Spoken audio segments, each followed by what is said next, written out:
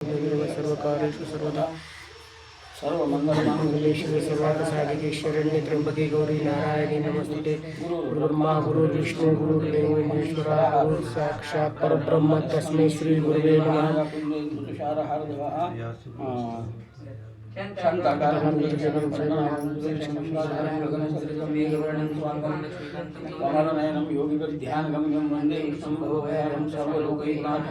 गोपाल कृष्ण भगवान की जय।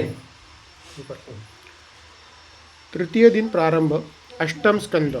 नारदांनी राजा युधिष्ठिराला श्रीकृष्णांचा परिचय करून दिल्यावर श्रीकृष्णच परब्रह्म आहेत हे जाणून युधिष्ठिरांच्या आनंदाला पारावर राहिला नाही। श्री नारदांचा दोघांनीही सत्कार केला आणि नारद निघून गेले। स्वयंभू मनु व शतरूपा यांच्यापासून सुरू झालेल्या दक्ष कन्यांच्या वेगवेगळ्या वंशाचे वर्णन आत्तापर्यंत केले गेले। स्वयंभू, उत्तानपाद, ध्रुव, उत्कल इत्यादी तसेच दितीचे हिरण्यकश्यपू, हिरण्याक्ष, प्रल्हाद इत्यादी असे वंशवर्णन ऐकल्यानंतर परीक्षितांनी इतर मनूविषयी विचारले। स्वयंभू मनुच्या कन्या आकुती आणि देवहूती पासून यज्ञपुरुष व कपिल मुनींच्या रूपाने भगवंतांनी अवतार घेतले। यज्ञपुरुषांनी धर्माचा उपदेश प्रचार केला तर कपिलांनी ज्ञान मार्गाचा उपदेश केला। यानंतर स्वरोचिष नावाचा दुसरा मनु झाला। यांच्या काळात भगवंतांनी विभू अवतार घेतला। स्वतः अजन्म ब्रह्मचर्य राहून अगणित शिष्य तयार केले। ते सर्व ब्रह्मचारीच होते। प्रियव्रताचा मुलगा उत्तम हा त्यानंतरचा मनु झाला। चौथा मनु तामस हा उत्तमाचा भाऊ होता। पृथु इत्यादी पुत्र होते। त्यावेळी वैद्रती नावाचे देव होते। त्यांनी लोप पावणाऱ्या किंवा नष्ट होत जाणाऱ्या वेदांचे रक्षण केले। याच मन्वंतरात हरिमेधा ऋषी व हरिणी नावाची त्यांची पत्नी यांचे पोटी हरी या नावाने भगवंताचा अवतार झाला। या अवतारातच हरींनी मगरीपासून गजेंद्राचे रक्षण केले। असे म्हणताच परीक्षिताने गजेंद्र मोक्षाची कथा सांगण्याची विनंती केली। श्री शुकदेवांनी ती कथा सांगण्यास प्रारंभ केला। त्रिकुट नावाच्या पर्वतावर रम्य मनोहर वन होते। क्षीर समुद्र वलयांकित अशा या पर्वतावर अनेक सरोवरे आणि असंख्य वृक्षराजी होती। विविध फुले फळे यांची प्रचूर उपलब्धी होती। हिंस्र प्राणी पशुपक्षी अशा सर्व जीवमात्रांचा वास सुखनैव होता। अशा त्या सर्वौषधी संपन्न पर्वतावर एक महाकाय हत्ती विचरण करीत होता। त्याचा परिवार खूप मोठा होता। अनेक हत्तींनी, हत्तीची पिल्ले, इतर मोठे मोठे हत्ती हे सगळेच जण त्याच्या अवतीभोवती त्याच्या छत्रछायेखाली असल्याप्रमाणे त्याचे अंकित म्हणून वावरत होते। शब्दादी विषय कोणत्याही जीवाला लुब्ध करीत असतात। कलिकालक्रमण सुखाचे व्हावे, सुसह्य व्हावे, सुंदर व्हावे म्हणून या सगळ्यांची काही प्रमाणात आवश्यकता असली तरी मनात त्याची अतिव्याप्ती परमेश्वर विन्मुख करणारी असते। ही सर्व लोभ मोहाची साधने साधना मार्गावर वाटचाल करण्यासाठी पावलोपावली जागोजागी श्रेष्ठ तत्वांची स्मरणे करणे समजून वागले तर ईश्वर प्राप्तीचा मार्ग सुकर होईल। पण हीच आपल्यासाठी उपभोगाची सामुग्री समजून स्वकर्तृत्वाची मधुर फळे समजून राहणाऱ्या जीवाला तोच कलिकाल पाशही होत असतो। श्रेयस आहे तेच प्रेयस ठेवले मानले तर जीवन सुखी होईल। भागवतात वर्णन आहे की हा गजेंद्र केवळ काट्याकुट्यांनाच नव्हे तर वेली फुलांना, प्रचंड वृक्षांनाही तुडवीत जात होता। संपत्ती व सत्ता याने मदांध झालेले असेच समस्यारूप काट्याकुट्यांना रगडून पायाखाली चिरडून पुढे जातात। ठीक आहे, पण कोवळ्या वेली फुलांना आणि निसर्गाचा समतोल राखणाऱ्या वृक्षराजी मदमस्तीने उघडून टाकणे इतरांबरोबर स्वतःच्याही नाशाला कारणीभूत ठरतात। याचे भान कुणी राखावे। गजेंद्र असाच कालगतीला अडसर करीत होता। तो त्याच्या अनुगामी अनेक हत्तींनी व त्यांच्या पिल्लांबरोबर त्या सरोवरात जलक्रीडा कराव्यास गेला व चित्कार करीत क्रीडा करू लागला। आपल्या सोंड्याने पाणी उडू लागला। परिवाराबरोबर खेळण्यात गर्क असतानाच त्या सरोवरात ज्याचे साम्राज्य आहे अशा एका प्रचंड मगराने गजेंद्राचा पाय पकडला आणि तो त्याला पाण्यात उडू लागला। गजेंद्र कितीही बलवान असला तरी पाण्यात तो दुर्बल झाला। लोखंडासारख्या वजनदार धातूची नाव पाण्यात हलकी होऊन तरंगतेच ना। गजेंद्राचे परिवारजन त्याला पाण्याबाहेर ओढत होते तर मगर त्याला आत ओढत होती। काही काळानंतर हत्तीने वगैरे माघारी परत फिरले। गजेंद्र एकटाच झुंज देत होता। संसार पाशात अडकलेल्या जीवालाही असेच दुःख, वेदना, समस्या यांना शारीरिक अथवा मानसिक पातळीवर एकट्यानेच झुंजावे लागते। आप्त, इष्ट, सगळे, सोयरे हे आले तरी तुमचे दुःख यातना घालवू शकत नाहीत। ते जे काही सहाय्य करतील ते स्वतःचे औदार्य, सदहृदयता, कर्तव्य प्रगट करतील. म्हणून कृष्णाने भगवद्गीतेत उद्धरेत आत्मानात्मानं नात्मानम अवसाद्येत आत्मेव ह्यात्मनो बंधुतात्मेव रिरुरात्मनः असे म्हटले आहे. आपणच आपले आत्मेव बंधुतात्मेव असे म्हटले आहे. आपणच आपले उद्धार करते, बंधू, मित्र, शत्रू असतो. त्यामुळे समाज, मन, कौटुंबिक भान कितीही जागृत ठेवले तरी त्यापेक्षा श्रेष्ठता आत्मभान जागृतीला आहे, हे कधीच विसरू नये. गजेंद्र हा बलाढ्य असला तरी बुद्धीने दुर्बल आहे. शारीरिक बल आणि बौद्धिक बल याचे साहचर्य अशक्य असते. बुद्धी आणि बल हे एका हनुमंतातच आहे. बुद्धिहीनाला पशूंची उपमा त्यामुळेच दिली जाते. असा बुद्धिहीन महाकाय गजेंद्र स्वतःच्या जीवावर बेतल्यावर सर्व शक्तिमान परमेश्वरांची आठवण करतो. त्याला आर्तपणे हाका मारतो. तेव्हा सुखात तुझी आठवण झाली नाही, पण तू करुणासागर आहेस. या करुणेचा विस्तार अकारणही करतोस. म्हणूनच तुझे भक्त तुला अकारण वरुणालय असे संबोधतात. मी तर सामान्य जीव आहे. आत्मा, अनात्मा, जीव, जगदीश्वर, उन्नती, अवनती याचे मला ज्ञानच नाही.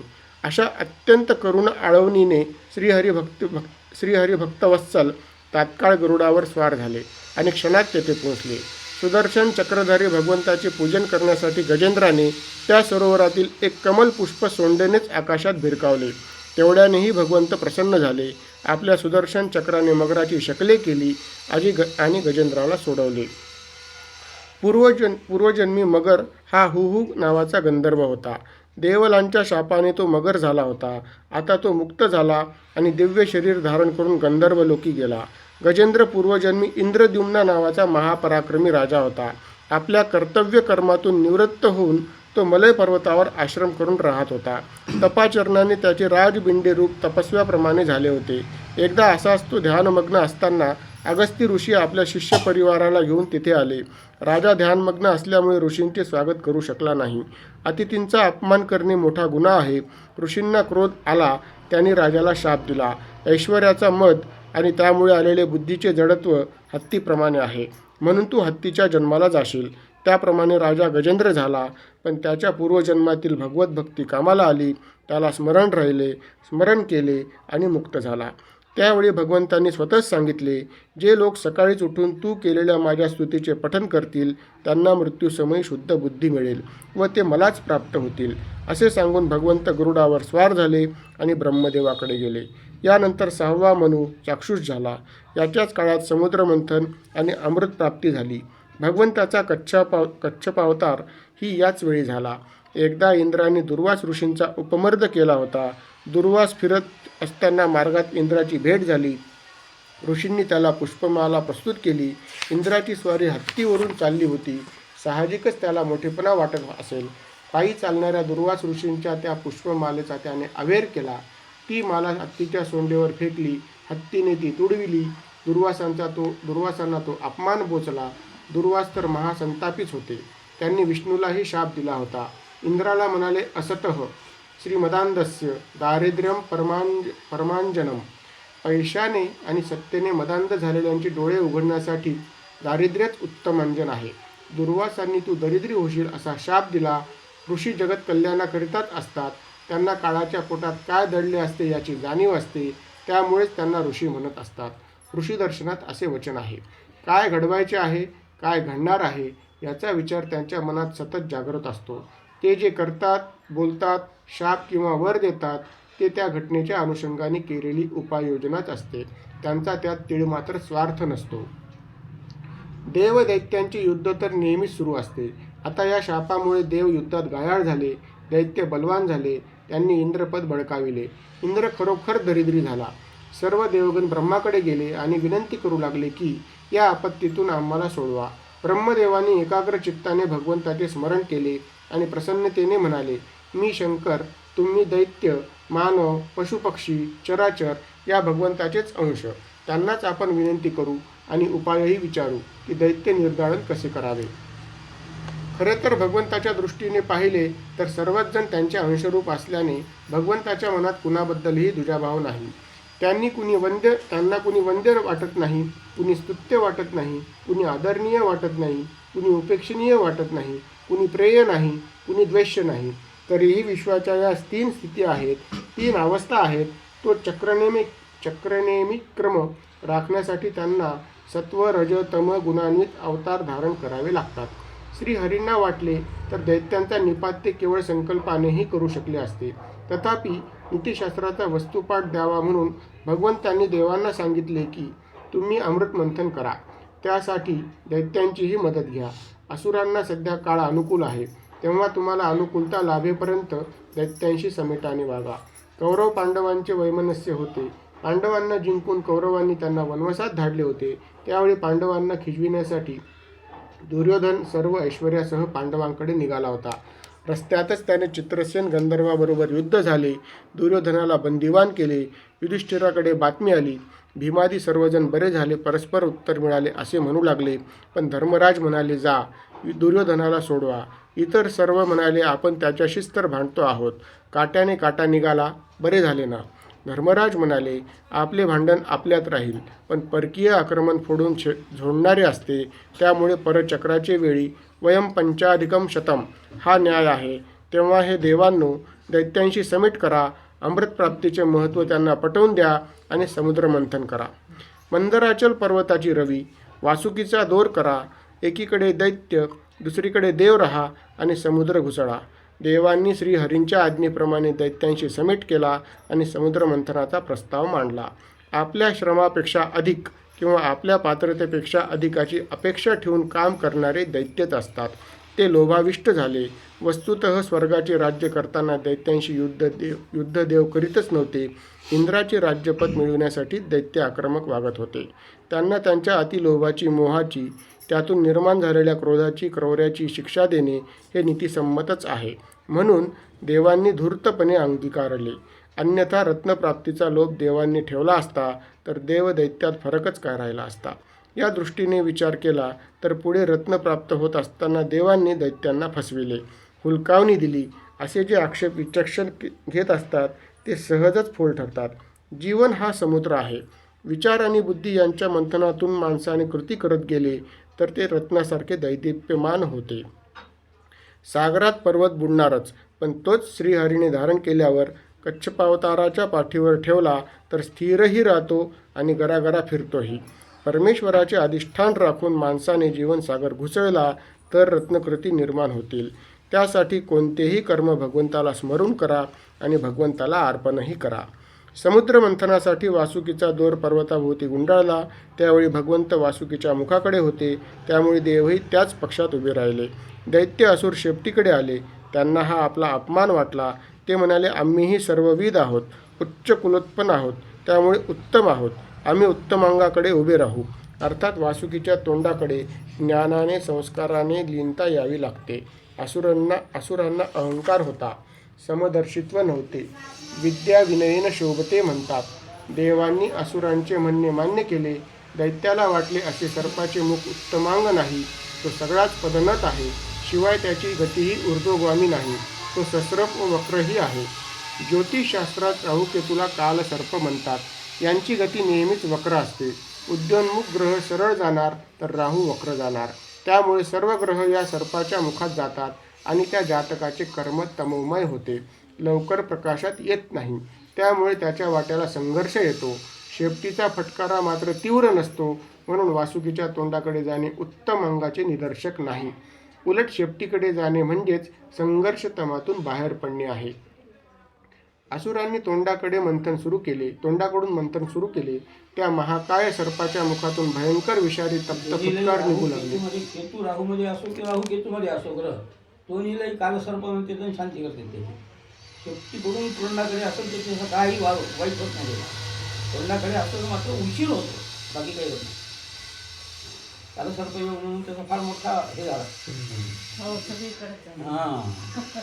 मोठा त्या नाशिकला बिझनेस प्रोजेक्टच आहे. असुरांनी तोंडाकडून मंथन सुरू केले. त्या महाकाय सर्पाच्या मुखातून भयंकर विषारी तप्त फुटकार निघू लागले. त्यामुळे दैत्य हैराण झाले. इतक्या परिश्रमानंतरही प्रथम प्रगट झाले ते कालकूट विष. सर्वांचे त्रास दूर करण्यासाठी स्वतः समस्येच्या समोर जावे लागते तर तो महान ठरतो. ते विष महादेवांनीच पचवले. नंतर कामधेनू, उच्चैश्रवा, ऐरावत प्रगट झाले. लक्ष्मी, कौस्तुभमणी आणि पारिजात वृक्ष निघाला. सरते शेवटी एक दैदिप्यमान पुरुष हातात कलश घेऊन बाहेर आला. तो धन्वंतरी प्रत्यक्ष जीवनाधार अमर करणारे अमृत घेऊन आला. दैत्यांनी ओरडा केला, आम्ही आधी अमृत प्राशन करणार. दुसरा दैत्य म्हणाला, मी आधी पिणार. झाले. दैत्यातच भांडण सुरू झाले. भगवंतांनी मोहिनी रूप धारण करून दैत्य समूहात प्रवेश केला. दैत्य तिच्या सौंदर्यावर मोहित झाले. मोहिनीच्या मागे लागले. अमृतप्राशन, अमृतकुंभ आणि त्यासाठी चाललेले भांडण सर्व काही विसरले. मोहिनी मोहमयी आहे. मोह माणसाला किंकर्तव्य मूढ बनवतो.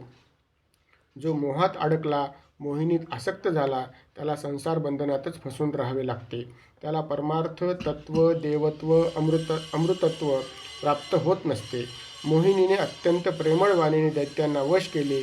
दैत्य म्हणाले, देवी, हा कुंभ तू घे आणि अमृताचे वाटप कर. तू जे करशील ते आम्हाला मान्य आहे. माया अशीच असते, ती नसून असल्याचा आभास निर्माण करते. जीव त्यावरच भुलतो. जे नाही तेच मिळवण्यासाठी माणूस धडपडतो. पण आहे त्यात समाधान मानले तर तेच अमृत आहे हे त्याला कळत नाही. आणि परमेश्वराने निर्माण केलेल्या किंबहुना त्याने घेतलेल्या सोंगालाच आपण भुलतो आणि भूल या 84च्या फेऱ्यात अडकतो. त्यातून सुटकाच होत नाही. असो, अमृत सगळेच देवांना मिळाले. दैत्य वंचित राहिले. पण मोहिनीला शब्द दिल्यामुळे, तिच्या रूपाची भुरळ पडल्यामुळे दैत्य गप्प बसले. तरी देवांविरुद्ध त्यांनी शड्डू ठोकला. घनघोर युद्ध झाले आणि दैत्य पराभूत झाले. इंद्राची पुन्हा राज्यावर प्रतिष्ठा झाली. यानंतर महादेवांना सुद्धा भगवंताच्या मोहिनी रूपाची मोहिनी पडल्याची आणि त्यांनीही देवांची स्तुती केल्याचे वर्णन येते. या मन्वंतरानंतरच्या 7 मन्वंतरांचे वर्णन केले आहे. त्यात वामन अवतार, बलिराजाला अत्यंत ऐश्वर्यसंपन्न अशा सुतल लोकाचे राज्य प्रदान केले. पुढे तोच इंद्रपदावर आरूढ झाला. 8व्या मन्वंतरात गालव, दीप्तिमान, परशुराम, अश्वत्थामा, कृपाचार्य, ऋष्यशृंग आणि व्यास असे सप्तर्षी होतील. दक्षसावर्णी, ब्रह्मसावर्णी, रुद्रसावर्णी, देवसावर्णी आणि 14वा इंद्रसावर्णी मनू होईल. श्री शुकदेव म्हणाले, परीक्षिता, अशी 14 मन्वंतरे भूत, भविष्य, वर्तमान अशा तिन्ही काळात होतील. अशा 1000 चतुर्युगानुसारच कल्पाची गणना करत असतात. देवदैत्यांच्या युद्धात श्री दुर्वास ऋषींच्या शापामुळे बलहीन झालेले देव पराजित झाले. दैत्यांनी इंद्रासन बळकाविले, तेव्हा सर्व देव लपून बसले असे भागवतात आले आहे. हते त्रिविष्टपे दैत्य पर्यत्तप्य दनाथवत. प्राकृतात देव लपून बसले असे म्हटले तरी वास्तवात ते अप्रगट राहिले असा अर्थ घ्यावा लागेल. कारण कर्मविपाक सांगतो की देवलोकी गेलेले जीव क्षीणपुण्य मर्त्यलोके विशंती. मग पुण्य संपले नाही, मर्त्यलोकी आले नाहीत, मग स्वर्गच लोकात ते अप्रगट रूपाने राहिले असेच म्हणावे, समजावे लागेल. असो, काही काळ गेल्यावर समाधी अवस्थेत गेलेले कश्यप मुनी समाधी सोडून आदितीच्या आश्रमात आले. आश्रमातील वातावरण गंभीर वाटल्याने त्यांनी आदितीला तसे विचारले. तेव्हा आदितीने सर्व वृत्तांत कथन केला आणि दैत्यांनी सर्वांनाच निराधार केल्याचे सांगितले. हे सर्व अनिष्ट टळावे म्हणून मी काय करू असे तिने विचारल्यावर कश्यप म्हणाले, ब्रह्मदेवाने मला सांगितलेले व्रत मी तुला सांगतो. असे म्हणून त्यांनी आदितीला व्रत सांगितले. फाल्गुन शुद्ध प्रतिपदेपासून ते द्वादशीपर्यंत केवळ दुग्धप्राशन करावे. त्वं देव्यादी वराहेन या मंत्राचा उच्चार करून स्नान करावे. नमस्तुभ्यं भगवते पुरुषाय इत्यादी मंत्रांनी भगवंताची प्रार्थना करावी. ब्रह्मचर्य आचरण करावे. भूमिशयन, अनृत भाषण वर्ज करावे. त्रयोदशीला 2 ब्राह्मणांना भोजन, वस्त्रालंकार देऊन संतुष्ट करावे. या व्रताला पयोव्रत म्हणतात. आदितीने अत्यंत श्रद्धापूर्वक व्रताचरण केले. भगवान प्रसन्न झाले आणि मी तुझ्या पोटी अंशरूपाने जन्म घेईन असा वर दिला. त्यानुसार यथावकाश भगवान वामनांचा प्रादुर्भाव झाला. वामनांचे योग्य काळी मौंजीबंधन झाले. नंतर ते बलिराजाच्या यज्ञात गेले. त्यांना पाहून बलीने अत्यानंदाने त्यांची पाद्यपूजा केली आणि हे ब्राह्मण श्रेष्ठा, हे बटू, सांग तुला काय देऊ असे म्हणाला. वामनाने त्रिपाद भूमी मागितली. राजा बलीने हो देईन असे म्हणून संकल्पासाठी पाण्याची झारी घेतली. हे पाहून दैत्यगुरु शुकाचार्य बलीला म्हणाले, अरे हा बटू नाही, हे प्रत्यक्ष भगवान आहेत. ते देवाच्या कल्याणासाठी रूप घेऊन आले आहेत. भगवान हे सर्व विश्वव्यापक आहेत. ते एकाच पावलात सगळे पादाक्रांत करतील.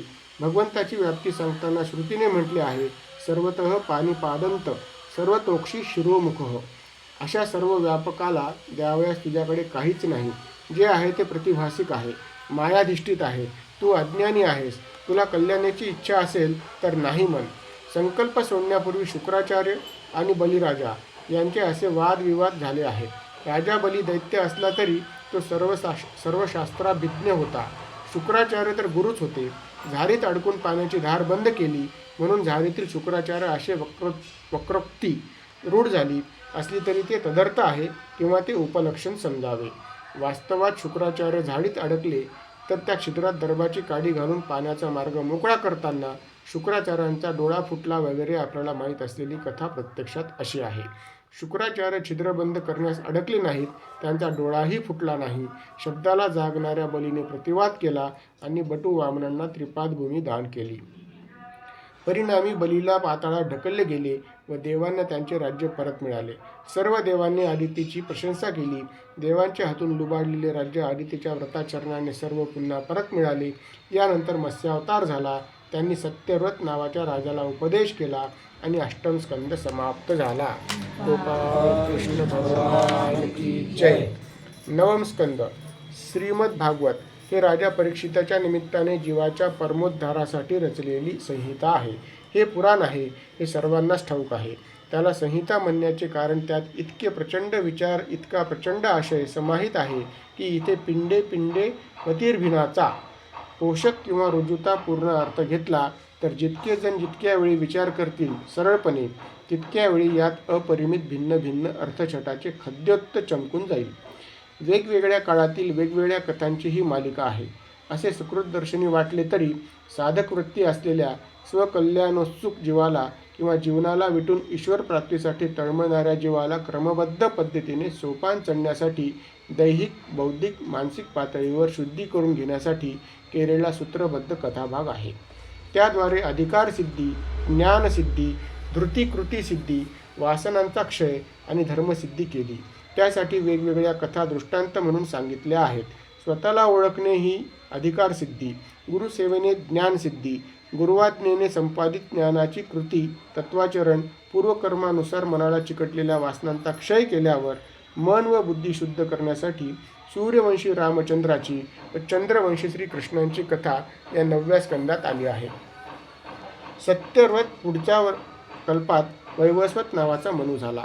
या वैवस्वत मनूच्या वंशात इक्ष्वाकू नावाचा महाप्रतापी परमभक्त राजा झाला. त्याच्या वंशातच पुढे राजा रघु, दशरथ आणि राम यांचा जन्म झाला. या इक्ष्वाकूचे मातृगण नग, शर्याती, दिष्ट, दृष्ट, करुष, नरिष्यत, कुशद्र, नभग आणि कवी असे 10 जण होते. भागवतात या प्रत्येकाच्या पुत्रपौत्रासहित वंशाचे विवरण आहे. मूळ ग्रंथातच त्यांचे चरित्र वर्णन त्रोटक आले आहे. श्रीरामांच्या वंशाची पार्श्वभूमी मांडणे हाच त्याचा मूळ हेतू आहे. एखाद्याच्या घराचा पत्ता सांगताना गाव, रस्ता, रस्त्यातील ठळक खुणा सांगून जसे घराचे व घरधन्याचे ज्ञान करून द्यावे लागते, तसेच या 10 पुत्रांचे व त्याच्या पुत्रांचे वर्णन परिचयात्मक झालेले आहे. त्यामुळे या वंशवृक्षाची पाळेमुळे किती खोलवर आहेत हे तर कळतेच, पण त्याच्या प्रभुतेचे सातत्यही लक्षात येते. परंपरा ही राखल्यानेच बलवान होत असते हेही स्पष्ट होते. वासनांचा क्षय, मोहाचा क्षय झाल्याशिवाय मोक्ष मिळत नाही. यासाठी ज्ञान मिळाले पाहिजे.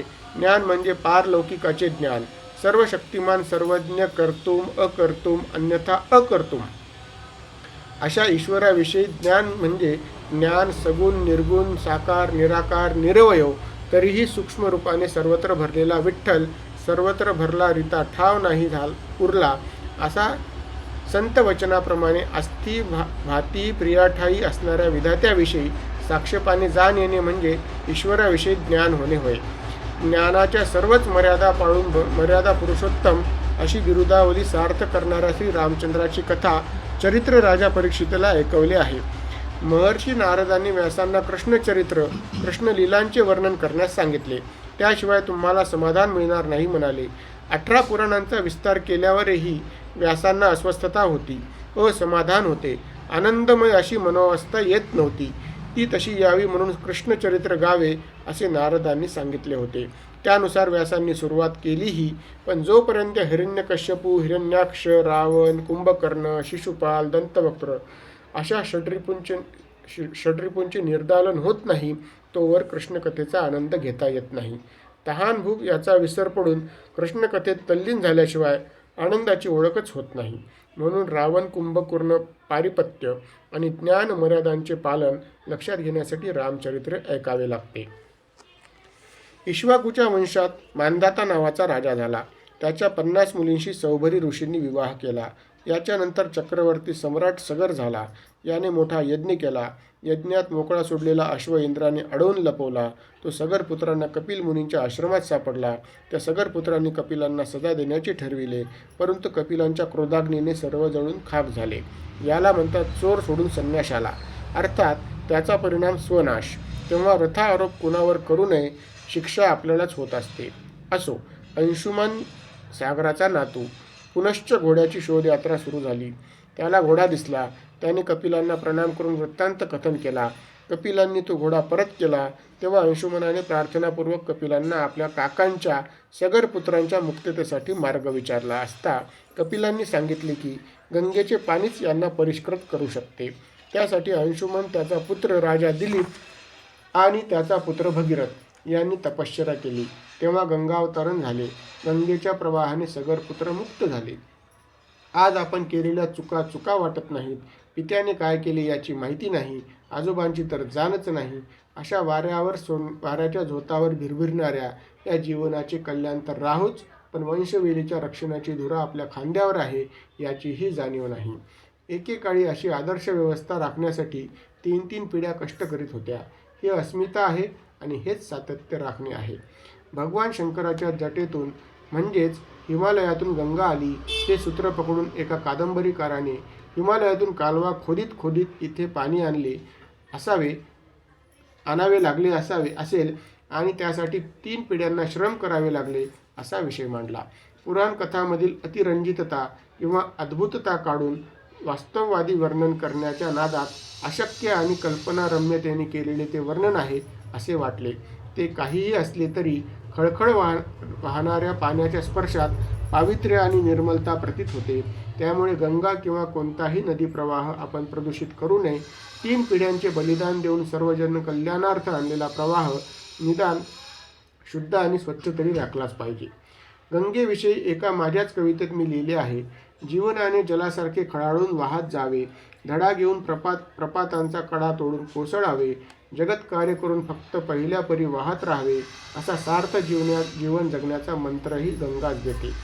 गंगेला भूमंडळी आणणारा हा भगीरथ त्यांच्या वंशात पुढे खट्वांग राजा झाला. यानंतर दीर्घबाहू, त्यानंतर रघु हा राजा झाला. त्याने अत्यंत धर्माधिष्ठित राज्य केले, शेकडो यज्ञ केले, दाने दिली. त्याची ही कीर्ती दिवंगत पसरली. त्यामुळे त्याच्या वंशाला रघुवंश असे नाव पडले. याचा पुत्र अज आणि नंतर दशरथ झाला. दशरथाला 3 राण्या, कौसल्या, कैकेयी व सुमित्रा. याला अपत्य प्राप्तीसाठी वसिष्ठांनी पुत्रकामेष्टी यज्ञ करण्यास सांगितले. पुत्रकामेष्टी यज्ञाच्या प्रयोगातच मुलगी झाल्यावर हा यज्ञ करावा असे नमूद आहे. यावरून दशरथाला आधी मुलगी झाली असे निश्चित म्हणता येते. कारण वसिष्ठांनी जेव्हा पुत्रकामेष्टी कर म्हणून सांगितले तेव्हा विधानाची उपेक्षा होणारच नाही, पण रामाच्या भगिनीचा उल्लेख आढळला नाही. असो, आत्मनस्तु कामाय पतिः प्रियो भवति, आत्मनस्तु कामाय जाया प्रिया भवति, आत्मनस्तु कामाय सर्वं प्रियं भवति. यज्ञदेवांनी प्रसाद दिला आणि वसिष्ठांनी तो दशरथाला देऊन अर्धा कौसल्येला, पुढच्यात अर्धा कैकेयी व सुमित्रेला देण्यास सांगितले. कैकेयीला राग आला. तिने प्रसाद टाकून दिला. तो अंजनीला मिळाला आणि रामाचाच भाग असलेला मारुती जन्मला. दोघांचाही जन्म 5 दिवसांच्या अंतरानेच झाला आहे. राजा दशरथ पूर्वजन्मीचा आचार संपन्न ब्राह्मण होता. नित्यक्रमाने शिवपूजन करीत असे. एकदा त्या मंदिरात पूजेच्या वेळी त्याला रडण्याचा आवाज ऐकू आला. त्याने चौकशी केली. तिथे एक पिशाचिनी रडत होती. ब्राह्मणाने तिला विचारले, का रडतेस? ती म्हणाली, पूर्वजन्मीचे पाप भोगत आहे. मी गतजन्मात पतीला त्रास दिला, त्यामुळे पिशाचिनी झाले आहे. कृपा करा आणि माझा उद्धार करा. पती पत्नी दोघेही एकमेकाला स्वतःच्या प्रियासाठी एकमेकाला प्रिय असतात. याज्ञवल्क्यांनी मैत्रेयीला सांगितले होते. पिशाचिनी म्हणाली, माझे इष्ट माझे प्रिय मी अधिक महत्त्वाचे समजले व त्यासाठी पतीचा अनेक वेळा अधिक्षेप केला. त्याचेही माझ्यात काही प्रिय अपेक्षित असल्याची जाणीव ठेवली नाही. आता मी पश्चाताप दग्ध आहे. आपणच माझे कल्याण करा. तो सदाचारी शिवभक्त ब्राह्मण आहे, सदहृदय आहे, दुसऱ्याच्या दुःखाने द्रवणारा संत आहे. त्याने हातात पाणी घेऊन संकल्प केला, माझे आत्तापर्यंत कमावलेले जे काही पुण्य असेल ते मी या पिशाच्य स्त्रीच्या उद्धारासाठी समर्पण करतो. हिला सद्गती हो. त्याच क्षणी भगवंत प्रसन्न झाले, प्रगट झाले आणि म्हणाले, एखाद्याच्या कल्याणासाठी तू तुझ्या आयुष्यभराचे पुण्य वेचलेस, त्यामुळे ते संपुष्टात न येता शतगुणित झाले. पुढील जन्मात तू राजा दशरथ होशील, ही स्त्री तुझी राणी कौसल्या होईल व मी स्वतः तुझ्या पोटी राम म्हणून जन्म घेईल. पुत्रकामिष्टी यज्ञाच्या प्रसादाचे 5 विभाग झाले म्हणून राम, लक्ष्मण, भरत, शत्रुघ्न आणि अंजनेय अवतरले. श्रीरामांनी प्रथम कौसल्या मातेला चतुर्भुज रूप दाखवले, नंतर ते बाळ रूपात प्रगट झाले. श्रीरामांनी जन्म घेतला तेव्हा त्यांच्या दर्शनासाठी सूर्य थबकला, झाडे वेली बहरली, मोहरली, ऋतू प्रसन्न शरीर झाले होते. समीर सुमोहित सुगंधाची सर्वत्र संचना करीत होता, बागडत होता. देव आकाशातून पुष्पवृष्टी करीत होते. जिकडे पाहावे तिकडे आनंद आणि फक्त आनंदच पसरत होता. प्रत्यक्ष आनंदकंद जिथे अवतरले आहेत तिथे दुसरे काय असणार? आनंद. राजा दशरथ पुत्रमुख बघण्यास गेला तेव्हा वसिष्ठ मुनीही होते. या सोहळ्यात वेदमंत्राचा घोष करावा असे वसिष्ठांना म्हणाले. वसिष्ठ तर नारायणाच्या बालमुखाकडे अनिमित नेत्राने पाहू लागले. त्यांना कशाचेच भान नव्हते. ते वेदमंत्र काय म्हणणार? आपणही मंदिरात देवदर्शनाला गेलो आणि नमस्कार करणे, प्रार्थना करणे, देवाजवळ याचना करणे विसरून गेलो आणि सहज नेत्रपटल बंद झाले. आपल्या गुरुकडे सद्गुरूकडे गेलो आणि व्यथाव्यवधान विसरलो. त्यांच्याकडे लौकिकाची तर सोडाच, पण पारलौकिकासाठीही आशीर्वाद मागू शकलो नाहीत, तर समजा की तुम्हाला त्या क्षणी त्या परमानंद घनाची प्राप्ती झाली. तत्र वेदा अवेदा भवन्ति. ईश्वर दर्शनावेळी वेदच काय, स्वतःच्या नामाची अस्तित्वाचीही विस्मृती होत असते. वेद म्हणजे जाणणे. ईश्वराला जाणून घेण्याचे साधन वेद आहे. ईश्वराचा परम आनंदाच्या प्राप्तीनंतर साधन गळून पडणारच. बाळ जसे आई भेटेपर्यंत धडपडत चालते, रडते, क्वचित पडतेही, पण आधार म्हणून जमिनीला विसरत नाही. आई दिसताच ते आधाराचा त्याग करून झेपावते, आईला बिलगते, जमिनीवरचे पाय अधांतरी होतात. तसेच वसिष्ठ वेद विसरून गेले. रामाची मौंज होताच ते वसिष्ठांच्या आश्रमात विद्याभ्यास करण्यासाठी निघून गेले. विद्याध्ययन संपल्यावर घरी आले तेवढ्यात विश्वामित्रांनी मांडलेल्या यज्ञ रक्षणासाठी त्यांना नेले. तिथे त्यांना राक्षस संहार करून यज्ञ कार्य सिद्धी केले. तेथून पुढे मिथिला नगरीत विदेह राजा जनकाच्या दरबारात मांडलेल्या वैदेही सीतेच्या स्वयंवरात आले. तिथे भगवान शंकराचे शिवधनुष्य ठेविले होते. सभेत आणतानाच ते 300 वीरांनी उचलून आणले होते. त्यावरूनच त्याची प्रचंडता लक्षात येण्यासारखी आहे. ते पाहिल्यावर स्वयंवरात उपस्थित असलेल्या आणि सीतेच्या रूपाला मोहून तिच्याशी विवाह करू इच्छिणाऱ्या शेकडो वीरांनी हताशपणे माना खाली घातल्या. ते धनुष्य उचलणेच महाकठीण, तर त्यावर प्रत्यंच्या दोरी कशी लावणार? त्यात काही वीर स्वतःच्या सामर्थ्याचा अहंकार बाळगणारे होते. त्यांनी धैर्याने प्रयत्न केला, पण ते धनुष्य हललेच नाही. कुणी उचलले तर ते सरळ करताच अंगावर कोसळत होते. पण श्रीरामांनी गुरूंची आज्ञा घेऊन त्या सभेत उपस्थित असलेल्यांना नमस्कार करून नंतर शिवधनुष्याला वंदन केले आणि सहज लिहिलेने ते उचलले. त्याला प्रत्यंच्या जोडताना थोडे दाबले तर ते काडकन मोडले. सीतेने वरमाला रामांच्या गळ्यात स्वलज्ज मुद्रेने घातली. सीता लक्ष्मीरूपी आहे, जमिनीतून वर आली, याचा अर्थ ती वसुरूप आहे. वसु हे धनधान्य रूप लक्ष्मीचेच स्थान आहे. राम तर प्रत्यक्ष नारायणाचे पूर्णावतार आहेत. लक्ष्मी नारायणाच्या विवाहात कोण अडथळा करेल? श्रीरामांचे आराध्य दैवत शंकर आहेत. त्यांना वंदन केले तर भक्ताला ते साह्य करतीलच, याच काय संशय. श्रीराम सीतेचा विवाह झाला. अयोध्येत मोठा समारंभ झाला. नंतर श्रीरामांचा राज्याभिषेक ठरला. त्यावेळी कैकेयीने दशरथाला त्यांनी दिलेल्या वराची आठवण करून दिली. राज्याभिषेकाच्या तयारीने वातावरण आल्हाददायक झाले होते. सर्व नगरवासियांच्या मुखावर प्रसन्नता आणि समाधान दिसत होते. राजा दशरथाचे मुख तर जणू पूर्ण चंद्रासारखे चमकत होते. कुणाच्याही आनंदाला पारावर नव्हता. अशा वेळी कैकेयीने वराचे स्मरण करून दिले. तेव्हा दशरथ समाधानाने म्हणाले, सांग प्रिये, तुझं काय हवे? राणी कैकेयी म्हणाली, एक, माझ्या भरताला राज्याभिषेक करा.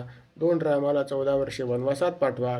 रघुकुलाची तर ख्यातीच आहे की शरणागताचे रक्षण करणे आणि दिलेल्या वचनाचे जतन प्राणपणाने करणे. कलियुगात तर असे कुणाच्या वचनाला वजनच नाही. आत्ता बोलले तर थोड्या वेळाने मी तसे कुठे म्हणालो, अशी कोलांटी उडी मारण्यात प्रत्येकजण वानरापेक्षाही प्रवीण आहेत. असो. दशरथ दुःखी झाले. रामाने ते जाणले व कारण विचारले. जेव्हा रामाला कारण कळले त्यावेळी ते म्हणाले, पित्याचे वचन पूर्ती करण्यापेक्षा या जगात श्रेष्ठ काय आहे? मी आनंदाने वनवासात जातो आणि राज्य भरताने केले काय आणि मी केले काय? आम्ही दोघे अभिन्नच आहोत. राम वनवासात निघाले. सीता अनेक विनंत्या, अनेक आग्रह, अनेक युक्तिवाद ऐकूनही रामासह वनवासात जाण्यास सिद्ध झाली. ती सहधर्मचारिणीच आहे. पतीच्या कोणत्याही धर्मकर्मात ती सहकारी असते, सोबतच असते. ती सहधर्मचारिणी, ती सहचरी आहे, त्याच्या सोबतच चालणारी आहे. लक्ष्मण बंधुप्रेमाचा परमोत्कट आदर्श मूर्ती आहे. तो स्वतःला श्रीरामांचा दास आणि अनुचर समजतो. स्वामी तिथे सेवक, पण अनुचर हा तर त्याच्याबरोबरच चरणचाली करणारा. हे 2 उत्तुंग प्रेमाचे दास्याचे आविष्कार असले तरी लक्ष्मणाची भार्या उर्मिला, तिला या आदर्शांच्या उपस्थितीत त्रिवार वंदन करावे लागेल.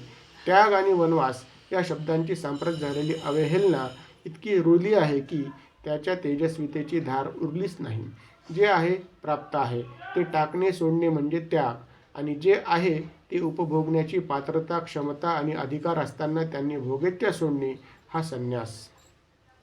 उर्मिलाला राजवाड्यात निवास उपलब्ध होता. दासी सेवेला तत्पर होत्या. सर्व ऐश्वर्य पायाशी लोळत होते. शाल्यवदन भोजन आणि परांच्या गाद्या, गिरद्या, सुवर्ण जडित पर्यंत उपलब्ध होता. पण पती लक्ष्मण वनवास आचरित आहे. जे पतीला तेच पत्नीला असणे, हीच तर समानता आहे, हीच तर एकरूपता आहे. असलेले किंवा दैववशात प्राप्त झालेले दुःख पती पत्नीने वाटून घेणे तर शक्यच आहे. पण पती दुःखात असताना आणि पत्नीला ते दिसतही नसताना ते आणि तसेच वागणे हा पत्नी धर्माच्या आदर्शाचाही परमोत्कर्ष आहे. म्हणून उर्मिला वंदनीय आहे. असो. राम वनवासात गेले. सीतेला रावणाने पळून नेले. रामाने वानरसेनेच्या साहाय्याने लंकेवर विजय मिळवला. रावणाला ठार केले. बिभीषणाला श्रीलंकेचे राज्य दिले. हे परित्राण आणि विनाश कृत्य केले व श्री सीतादेवींना घेऊन विमानात बसविले व अयोध्येकडे प्रयाण केले. श्रीमद भागवतात विमान प्रवास कपिल मुनींच्या वेळीही वर्णन केला आहे. कपिलांचे सत्ययुग, श्रीरामांचे त्रेतायुग, एका युगाचे कालमापन यापूर्वीच्या स्कंदात वर्णित आहे. आता 3 युगे लुटल्यावर कलियुगात विमानाचे विकसित व विस्तारित रूप बघून अचंबा प्रगट होतो. त्यात फक्त विमान वापरण्याचे कौशल्य आणि बवंशी सौलभ्य एवढाच विकास आहे. याची निदान संस्कृती पायिकांनी तरी जाण ठेवावी. असो. श्रीराम अयोध्येत आले. सर्व नगरजनांनी, भरत शत्रुघ्नांनी त्यांचे अत्यंत समारंभपूर्वक स्वागत केले. मातेने स्वतःच्या अभिलाषेने कर्षित केलेले राज्य सिंहासन भरताने पराकोटीच्या स्वामीनिष्ठेने सांभाळून ते श्रीरामांना परत दिले. अशा प्रकारे गारस्थ जीवनाचे पती म्हणून, पुत्र म्हणून, भ्राता म्हणून, प्रजापालन तत्पर राजा म्हणून आवश्यक असलेले सर्व नीती नियम व धर्मपालन करून सर्वसामान्यापुढे त्याचे आदर्श मापदंड उभे केले आणि श्री सीतादेवींनीही आदर्श पातिव्रत्य कसे असते हे आपल्या आचरणातून सिद्ध केले. परीक्षिता, श्री शुक म्हणाले, मनाच्या वारूला ताब्यात ठेवणे कसे शक्य आहे आणि त्यासाठी कितीही श्रम पडले तरी ते सहन करावे, यासाठी श्रीरामचरित्र तुला सांगितले. श्रीरामांच्याच इक्ष्वाकू वंशात पुढे झालेल्या अनेक राजांची चरित्रे इथे निवेदन केली आहेत. प्रत्येकाच्या काही वैशिष्ट्याचा ठसा श्री परीक्षिताच्या मनावर उमटत होता. तरीही त्यात महातपस्वी निमी राजाचे वर्णन श्री शुकांनी केले आहे. हा राजा आत्मविद्येत निपुण होता. त्याने यज्ञासाठी वसिष्ठांनी ऋत्विजत्व स्वीकारावे म्हणून विनंती केली. वसिष्ठांनी संमती दिली, पण सुरू असलेला इंद्राचा यज्ञ संपन्न करून येईन असे सांगितले होते. राजा निमीला एकदा वाटले, जीवन क्षणभंगूर आहे, आजचे काम उद्यावर टाकणे बरे नव्हे, असा व्यावहारिक विचार केला. जीवनाची क्षणभंगुरता जाणणे हे पारलौकिकाच्या साधनेसाठी लक्षात घ्यावेच लागते. पण गुरुला दिलेला शब्द मोडणे हे इह व पर दोन्ही लौकिकाला बाद करणारे आहे, हे तो विसरला. स्वतःला सर्वज्ञ समजला. गुरुची कोणतीही कृती अज्ञानाची असते, चुकीची असते, असे वाटणे स्वतःला सर्वज्ञ समजणे आहे. दत्तात्रयांचे अवतार श्री नरसिंह सरस्वती स्वामी यांच्या चरित्रात यासंबंधी एक दृष्टांत आला आहे. गुरूंच्या आश्रमात विद्यार्जनासाठी राहणाऱ्या विद्यार्थ्यांनी गुरूंनी सांगितलेल्या कामाला कंटाळून आश्रमत्याग केला. श्री स्वामी महाराजांना गुरूंची निंदा करून स्वतःला ज्ञान देण्याची विनंती करू लागला. श्री स्वामी महाराज म्हणाले, मूर्खा, गुरूंची अवज्ञा करणाऱ्याला, गुरूंचे वर्म काढणाऱ्याला ज्ञान मिळत नसते, त्याची अधोगतीच होत असते. या उलटही एक दृष्टांत आहे. मंदमती अत्याशनी पैल शिष्याच्या केवळ आज्ञाधारकत्वाच्या गुणामुळे उद्धारही झाला आहे. याचा अर्थ एवढाच आहे की गुरूंबद्दल अनादराची भावनाही अधपतनाला कारणीभूत होत असते. निमिराजाने तेच केले. गुरूंची अवज्ञा करून यज्ञास प्रारंभ केला. गुरु वसिष्ठ शब्द दिल्याप्रमाणे इंद्राचा यज्ञ आटोपून आले आणि यज्ञ सुरू असलेला पाहून क्रुद्ध झाले. त्याला शाप दिला. निमिराजाही आत्मविद्या निपुण होता. त्यानेही वसिष्ठांना शाप दिला. ते दोघेही आत्मविद्या निपुण असल्याने त्यांनी नूतन देह धारण केले. पुढे इक्ष्वाकू वंशातील अनेकानेक राजांचे वर्णन केले आणि श्री शुकाचार्य म्हणाले, परीक्षिता, आता तुला चंद्रवंशाचे वर्णन सांगतो. या वंशात पुरुरवा नावाचा धवलकीर्ती राजा होऊन गेला. अत्रिपुत्र चंद्र ब्राह्मण, वनस्पती आणि नक्षत्रे यांचा अधिपती होता. आजही ज्योतिषशास्त्रात चंद्राला वनस्पती आणि मनाचा कारक मानतात. तो अधिकार प्राप्तीने उन्मत्त झाला. उन्माद हा मनोविकार बिघडलेल्या चंद्रामुळेच होतो. तर उन्मत्तावस्थेतल्या या चंद्राने बृहस्पतीची पत्नी तारा हिचे हरण केले. त्यामुळे चंद्राचे एक नाव तारानाथही आहे. बृहस्पतीने सौजन्याने तारेला परत मागितले. चंद्राने अर्थातच नाकारले. देवगुरुपद न मिळाल्यामुळे शुक्राचार्याचे दैत्यगुरु बृहस्पतींच्या विरोधातच होते. त्यांनी शत्रूचा शत्रुत्व आपला मित्र या न्यायाने चंद्राची बाजू घेतली. देवसेना बृहस्पतीकडून तर दैत्यसेना चंद्राकडून आली. देवदैत्यांच्या सतत होणाऱ्या युद्धाची ही सुरुवात होती.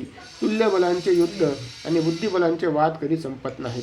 ब्रह्मदेवांनी मध्यस्थी केली. तारा परत आली. त्यावेळी ती गर्भिणी होती. तिला पुत्र झाला.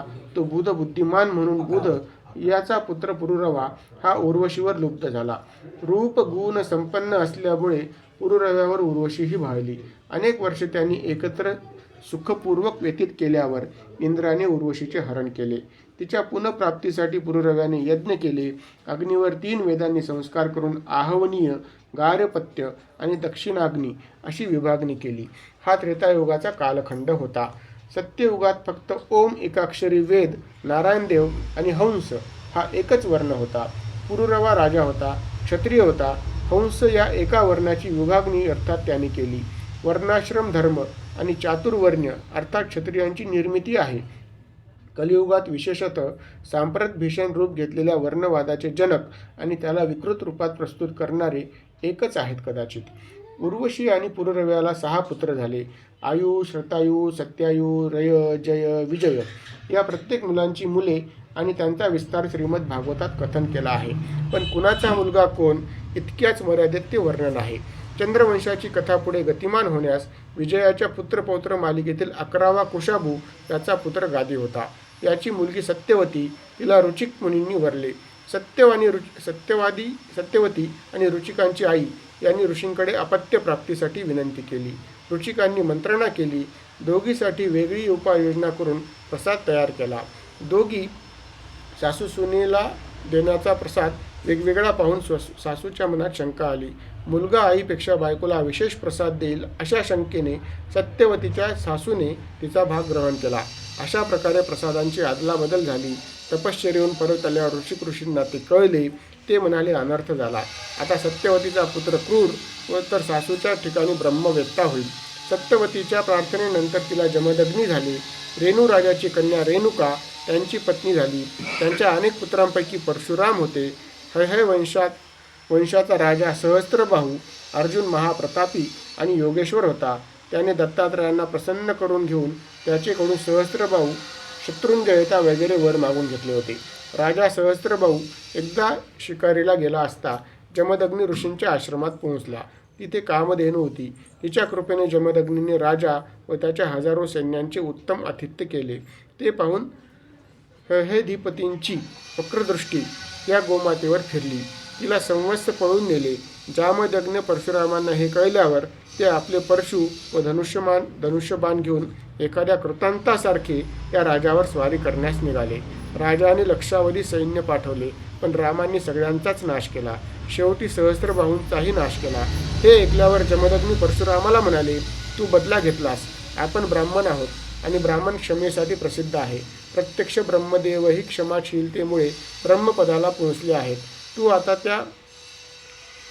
आता या तुझ्याकडून झालेल्या पापाच्या परिमार्जनासाठी तीर्थयात्रा कर. भगवान परशुरामांनी ही शिक्षा जशी आज्ञा म्हणून स्वीकारली.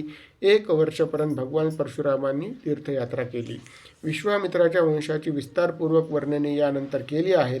विश्वामित्र गादीज होते, क्षत्रिय होते, पण त्यांनी आपल्या तपोबलाने ब्रह्मतेज प्राप्त केले होते. क्षत्रियाचा ब्राह्मण होणे किंवा कोणत्याही वर्णाची उत्क्रांती वर्णक्रांती ही प्रयत्न साध्य आहे, हेच इथे स्पष्ट केले आहे. हे उन्नयन आहे, उत्तीर्ण आहे, विकास पावणे आहे. ही प्रक्रिया स्पर्धेतून ईर्ष्येतून साधणारी नसून ती आत्मोन्नती आहे. विश्वामित्रांना ती साधली. विश्वामित्राला 100 पुत्र होते. ते सगळेच मधुछंद नावाचे होते. विश्वामित्राच्या एका पुत्राचे नाव देवरात होते. त्याच्या नावावरूनच त्याचे गोत्र प्रसिद्ध झाले. अशा अनेक प्रतापी पुत्रामुळे कौशिक गोत्राची वृद्धी झाली. देवराताचे प्रवर वेगळे झाले. गोत्र प्रवरांच्या या उत्पत्तीविषयीचे वर्णन मुळातच त्रोटक आहे. इथे केवळ गोत्र प्रवरांचे मूळही श्रीमद भागवतात सापडते, याचा निर्देश म्हणून उल्लेख आहे. पुढे शुकाचार्यांनी सांगितले, परीक्षिता, जशी माणसाला 6 इंद्रिय आहेत तशी नहुषाला 6 मुले होती. यती, ययाती, संयाती, आयती, वियती आणि कृती अशी त्यांची नावे होती.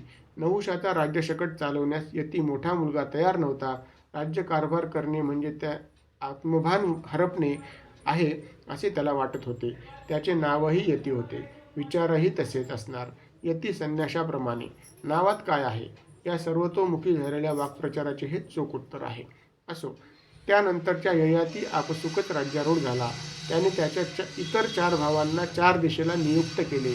ययातीने राजा वृषपर्व्याची कन्या शर्मिष्ठा हिच्याशी विवाह केला. देव यांनी तिच्या गुरुची दैत्यगुरु शुक्राचार्यांची कन्या, समवयस्क. वनविहार जलविहार एकत्र करणे साहजिक आहे, पण त्यात अहंगंड शिरला. गडबडीत देवयानीकडून आगळीक घडली. शर्मिष्ठेचे वस्त्र चुकून देवयानीने घेतले आणि अंगठाचा दशासूर झाला. दोघीत प्रतिष्ठेची वाकयुद्ध झाली. भांडणात शर्मिष्ठेने देवयानीला ढकलले. ती विहिरीत पडली. वादळ शांत झाले. शर्मिष्ठा परत गेली. तेवढ्यात तेथून ययाती निघाला. त्याला पाण्यात पडलेली देवयानी दिसली. त्याने तिला बाहेर काढली. त्यावेळी ययातीने तिचा हात धरणे साहजिकच होते, पण देवयानी सुसंस्कारित होती. ती म्हणाली, वीरश्रेष्ठा, आपण आज माझा हात धरला आहे. मला चिंब अवस्थेत आपण पाहिले आहे. आता हा हात तर इतर कुणी धरणार नाही. ही आता आपली जबाबदारी आहे. हा प्रतिलोम उलटा विवाहशास्त्रविरुद्ध असूनही परिस्थिती आणि मनाची मोहग्रस्त अवस्था यामुळे देवयानी ययाती विवाह झाला. शर्मिष्ठा तिची दासी होऊन राहू लागली. देवयानीला यथाकाळ यदू आणि तुर्वसू नावाचे पुत्र झाले. शर्मिष्ठेला तिच्या विनंतीमुळे ययातीकडून 3 पुत्र झाले, द्रुजू, अनु आणि पुरु. दासीभोग घेतल्यामुळे शुक्राचार्यांनी त्याला वृद्धत्वाचा शाप दिला आणि कुणी त्याचे वृद्धत्व स्वीकारले तर तारुण्य प्राप्तीचा उशापही दिला. ययाती शुक्राचार्याचा जामात होता. कन्येच्या कल्याणाचाही विचार अवश्य आहे. ययातीने आपल्या सर्व पुत्रांना वृद्धत्व स्वीकारण्याची विनंती केली. एकटा पुरुष तयार झाला. कामाग्नीत भोगाची आहुती घृताचे काम करते. तो कधी शमतच नाही. अर्ध्या आयुष्यात 2 स्त्रियांच्या ठिकाणी 5-5 संतती उत्पन्न करूनही ययाती कामांधच होता. स्वतःच्या वृद्धत्वाची घृणा वाटत असताना ते कोवळ्या तरुण पुत्राला देण्याची त्याची इच्छा निश्चितच गरणीय आहे. ज्या पुत्रांनी ते नाकारले त्यांनी गृहस्थाश्रमाची महती ओळखली म्हणावे. ज्याने ती स्वीकारली त्याला पुत्राच्या आदर्शांची महती पटली. पुत्रलक्षण सांगताना भागवतकार म्हणतात, उत्तमाश्चिती कुर्यात प्रोक्तकारी तू मध्यमा अधमो श्रद्धया कुर्यात अकर्तेच्चरितम पितुः. ययातीचे चरित्र संयमाच्या त्यागाने होणाऱ्या व्यक्तिगत अधपाताचे निदर्शक आहे. सर्व कर्मेंद्रियांना मनाच्या स्वाधीन केले म्हणजे वेदवेत्ता धर्मज्ञ राजा सम्राटही केविलवाना वाटतो. इतके घडून गेल्यावर पुरुच्या तारुण्याला वृद्धत्वाच्या वेदीवर हुत केल्यावर ययातीला स्वतःच्या अधिपाताची जाणीव झाली. पश्चाताप झाला. देवयानी पुढे त्याने तो स्पष्ट व्यक्त केला आणि वनात गेला. परीक्षिता, ययातीच्या प्रेमाला पात्र झालेल्या पुरुच्या वंशातच तुझा जन्म झाला आहे. पुरुचा पुत्र जनमेजय यांच्याच वंशात पुढे रंतिभार ध्रुव, मेधातिथी, कण्व, रैम्य झाले. या रैम्याचाच पुत्र दुष्यंत कण्व मुनींच्या आश्रमात हा एकदा शिकार करता करता पोहोचला. तिथे त्याला सुंदरी दिसली. तिला पाहताच दुष्यंत मोहित झाला. तिला म्हणाला, हे देवी, तू कोण आहेस? आम्हा पूर्ववंशीयाची वृत्ती अधर्माकडे झुकत नाही. ज्या अर्थी मला तुझे आकर्षण वाटत आहे त्या अर्थी तू कुणी क्षत्रिय कन्या असली पाहिजे. स्वधर्म पालन तत्पर सदाचारी नेहमी सत्प्रवृत्तच असतात. त्यांच्याकडून असत वर्तनाची कदापि शक्यता नसते. ही सहज प्रवृत्ती आहे. याच्या विपरीत ती श्वानवृत्ती असते. असो. शकुंतलेने म्हटले, आपण बरोबर बोलत आहात. मी विश्वामित्र कन्या मेनकेच्या ठायी उत्पन्न झाले आणि महर्षी कण्वनी मला सांभाळले. आपण इथे आला आहात, सांगा मी आपली काय सेवा करू? शकुंतलेच्या विनंतीनुसार राजा दुष्यंत आश्रमात राहिला. तिथे आतिथ्याचा स्वीकार केला. गांधर्व पद्धतीने दुष्यंत शकुंतला यांचा विवाह झाला. त्यांच्या ठिकाणी उत्पन्न झालेला पुत्र भरत अत्यंत तेजस्वी बलसंपन्न झाला. तो लहानपणी सिंहाच्या छाव्याबरोबर खेळत असे. त्याच्या या हातावर चक्र व पायावर कमलपुष्पाचे चिन्ह होते. पुढे त्याचा राज्याभिषेक झाला. भरताने पृथ्वीच्या पालनासह 133 यज्ञ केले. यज्ञामध्ये दानाचे श्रेष्ठत्व आहे. अर्थात एवढे प्रचंड दानही त्याने केले. विदर्भ राजाच्या 3 कन्या भरताच्या राण्या होत्या. त्यांच्या पुत्रापैकी कुणीही मला अनुरूप नाही असे भरत म्हणाला. त्यावरून त्या राण्यांनी स्वतः संरक्षणार्थ पुत्रांचा नाश केला. आता भरतवंश नष्ट होण्याची वेळ आली. तेव्हा भरताने पुत्रप्राप्तिस्तव मरुस्तोम नावाचा यज्ञ केला. तेव्हा मरुद्गणांनी भरताला भरद्वाज नावाचा पुत्र दिला. हा वंश पुढे विथत अर्थात भरद्वाजापासून रंतिदेवापर्यंत गेला. हा रंतिदेव देवभोळा होता. जे जे भेटभूत ते ते मानिजे भगवंत, अशी त्याची मनोधारणा होती. त्यामुळे त्याने संपत्तीची वाढ न करता गरजूंना वाटप करीत राहिला आणि कफल्लक झाला. प्रापंचिकाने नेसती लंगोटी दान द्यायची नसते. दान हातचे राखून करूच नये, पण दानासाठी दात्याचे हात आणि देण्याची बुद्धी तरी शिल्लक ठेवावी लागते. सर्व संघ परित्याग केला तरी भगवे वस्त्र राखावे लागते. रंतिदेवाला मात्र यत्र तत्र सर्वत्र भगवंतच दिसत असल्यामुळे आपपर भावच नव्हता. तो सगळेच देऊन टाकी. एकदा दुष्काळ सदृश परिस्थिती निर्माण झाली. पाणीही मिळत नव्हते आणि रंतिदेवाला त्याच्या कुटुंबापुरते 4 घास अन्न आणि पाणी प्राप्त झाले. ते अन्न ग्रहण करणार एवढ्यात एक उपाशी ब्राह्मण आला व अन्न मागू लागला. रंतिदेवाने त्याला भोजन वाढले. उरलेले खाणार इतक्यात शूद्र याचक आला. त्यालाही वाढून दिले. आता काहीच उरले नाही, केवळ पाणी होते. तेच पिणार एवढ्यात एक चांडाळ तहानलेला आला. म्हणाला, माझे प्राण पाण्याविना कासावीस होत आहेत. कृपया पाणी द्या. त्याचा कळवळा पाहून रंतिदेव विरघळले. त्यांनी पाणीही त्याला देऊन टाकले. तो चांडाल समाधानाने गेला आणि भगवंत सगुण रूपाने प्रगट झाले. रंतिदेवांनी भगवत चरणावर मस्तक ठेवले व स्वतःला तन्मय केले. वासुदेव सर्वमिती अशी भावना ठेवल्यामुळेच रंतिदेव ब्रह्ममय झाला. पुढे मुद्गल, यविनर, बरीचशू, कंपिल्य आणि संजय असे 5 पुत्र 5 देशाचे राज्य करण्यास समर्थ असल्याने त्यांना पांचाल नाव पडले. मुद्गलाला जुळे झाले. दिवोदास आणि अहल्या हीच गौतम ऋषींची पत्नी होती. हिचा पुत्र शतानंद, याचा नातू शतद्वान याने एके दिवशी उर्वशीला पाहिले आणि गर्भगळीत झाला. या हिरवळीतून एक मुलगी उपजली. ती म्हणजे कृपाचार्य आणि कृपी. यांचा सांभाळ शंतनूने केला. पुढे कृपी द्रोणाचार्यांची पत्नी झाली. दिवोदासाचा नातू सोमक, त्याला 100 पुत्र झाले. त्यात सर्वात लहान प्रशत, याचा पुत्र द्रुपद व याची द्रौपदी दृष्टद्युम्न. मागे सांगितलेल्या वंशाचे हे राजे म्हणून यांना पांचाल म्हणतात. अजामिळाचा नातू रक्ष आणि त्याचा पुत्र संवरण. या संवरणाचा विवाह सूर्याची कन्या तपती बरोबर झाला. त्यांच्या मुलाचे नाव कुरु होते. या कुरुच्या वंशात विस्तार इथे सविस्तर वर्णन केला आहे. यातील एक बहद्रथ याला त्याच्या दुसऱ्या पत्नीपासून 2 तुकडे झालेला पुत्र जन्मला. त्याला रानात फेकून दिले. तेव्हा जरा नावाच्या राक्षसीने त्याला जोडले, तोच जरासंध. ऋष्याचा पुत्र दिलीप, दिलीपाचा प्रतीपाचे 3 पुत्र देवापी, शंतनू आणि बालिक. देवापीला राज्यभोगाची इच्छा नव्हती. त्याने वनगमन केले. शंतनूने राज्यकारभाराची सूत्रे हाती घेतली. हा शंतनू पूर्वजन्मी महाभीष होता. त्याच्याकडे एक अद्भुत शक्ती होती. कोणत्याही वृद्धाला त्याचा स्पर्श झाला की तो तरुण होत असे, म्हणून त्याला शंतनू असे नाव पडले. शंतनूचा ज्येष्ठ भ्राता अद्यापि योग साधनेत आहे. कलियुगाच्या अंती आणि सत्ययुगाच्या प्रारंभी हाच पुन्हा चंद्रवंशाची स्थापना करणार आहे, अशी भागवतात ग्वाही आहे. शंतनूच्या लहान भावाला बालिकाला सोमदत्त आणि सोमदत्ताला भुरी, भुरीश्रवा आणि शल नावाचे पुत्र झाले. शंतनूला गंगेपासून भीष्म, देवदत्त नावाचा पुत्र झाला. हा महावैष्णव परमज्ञानी रणधुरंधर वीराग्रणी होता. शंतनूला सत्यवतीपासून 2 पुत्र झाले, चित्रागंध आणि विचित्रवीर्य. यापैकी चित्रागंधाला चित्रागंध नावाच्याच गंधर्वाने मारले. सत्यवतीला शंतनूशी विवाह करण्यापूर्वी पराशर ऋषींकडून कृष्णद्वैपायन व्यासांची प्राप्ती झाली होती. श्री व्यासांनी श्री शुकाचार्यांना भागवताची शिक्षा दिली. व्यासांचे इतरही शिष्य होते, पण भागवत महापुराणाचे रहस्य मी शांत आणि तद्भावनाकुल वाटल्यामुळे ते मला शिकवले. अर्थात महर्षी व्यासांनी सृष्टीच्या उत्पत्तीपासून त्यांच्या वंशाचा इतिहास आणि कौरव पांडव श्रीमद भागवताचे केंद्रवर्ती जगतकारण श्रीकृष्ण यांचा वर्तमान स्वयंप्रज्ञेने प्रतीत केला. शंतनूच्या विचित्रवीर्य या पुत्रासाठी भीष्मांनी काशीराजाच्या 3 कन्यांना जिंकून आणले. विचित्रवीर्य अति कामसेवनाने क्षय होऊन निवर्तला. पांडू शापग्रस्त असल्याने त्याला कुंती आणि माद्रीच्यापासून दैवी नियोगातून पांडवांची प्राप्ती झाली. अशा प्रकारे श्री शुकाचार्यांनी परीक्षितला त्याच्या उत्पत्तीपर्यंतच्या वंशपरंपरेचे वर्णन केले. त्याचबरोबर त्याच्या पुत्रपौत्रांचेही वर्णन केले. जनमेजय वगैरे परीक्षितांच्या मुलांचे वर्णन हे भविष्यकथनही आहे. हे त्रिकालदर्शित्वाचे निदर्शक आहे.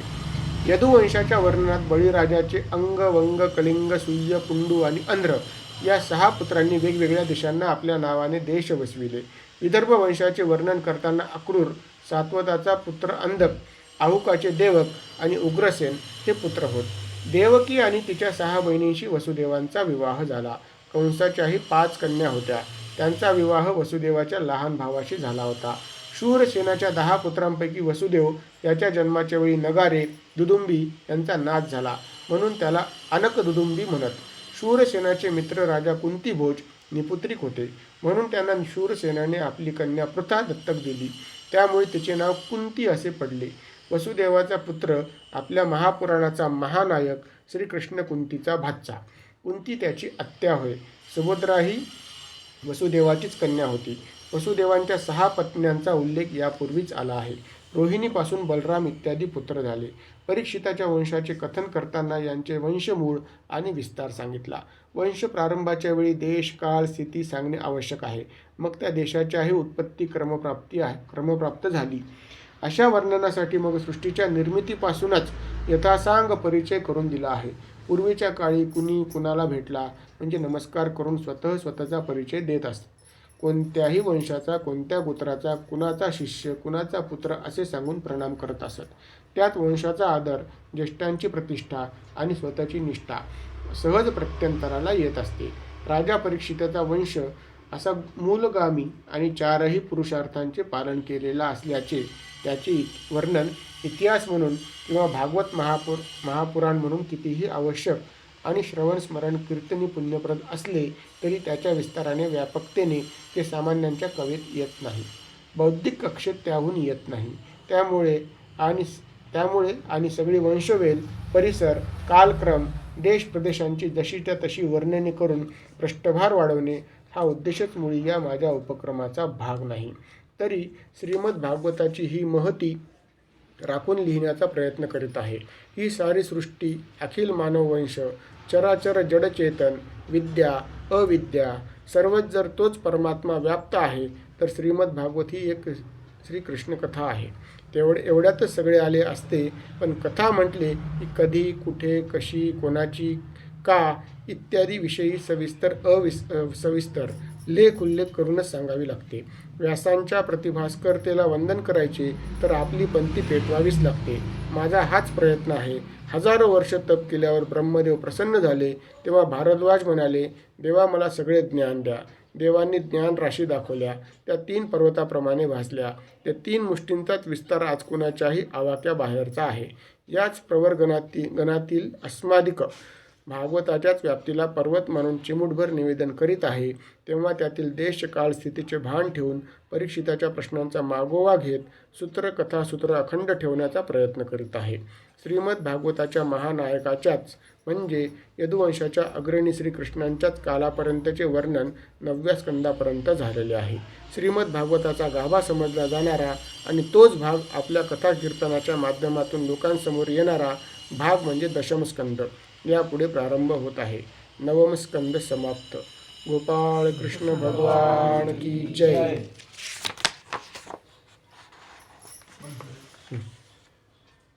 बटन दाबा फक्त लाल.